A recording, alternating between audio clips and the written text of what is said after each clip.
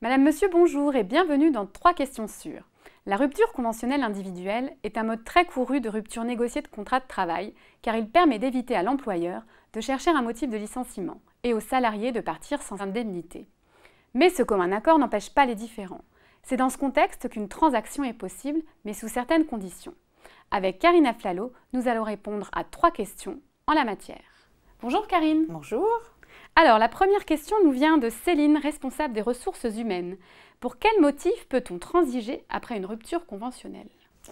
Alors la réponse à cette question est très importante parce qu'en réalité, les magistrats n'ont pas donné la possibilité de transiger après une rupture conventionnelle dans tous les cas de figure.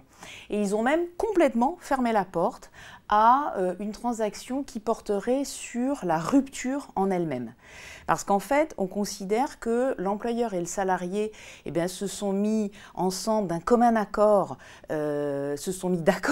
excusez-moi, sur la rupture et sur les modalités de cette rupture. Donc on considère qu'il n'y a pas de sens à pouvoir ensuite transiger sur cette question-là. Par contre, les magistrats ont accepté qu'on puisse transiger sur un différend qui porterait sur l'exécution du contrat de travail.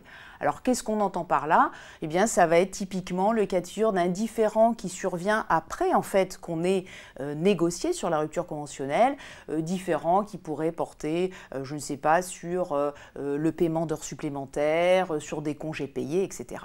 Et donc dans ce contexte-là, oui, effectivement, on peut transiger. Merci Karine. On continue avec la question de Marianne qui est étudiante. Quand peut-on conclure une transaction lorsque l'on a conclu une rupture conventionnelle ?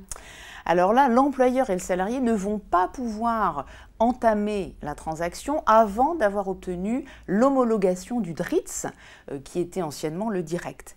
Et si le salarié est un salarié protégé, donc c'est le cas de figure par exemple d'un élu du CSE, à ce moment-là, ce n'est pas l'homologation du DRITS qu'on attend, mais c'est l'autorisation de l'inspecteur du travail. En fait, on considère, là aussi c'est une question de bon sens, qu'on ne peut pas transiger en même temps qu'on est en train de conclure la rupture conventionnelle. Voilà, il faut attendre. Merci Karine. Alors la dernière question nous est posée par Lucie, juriste.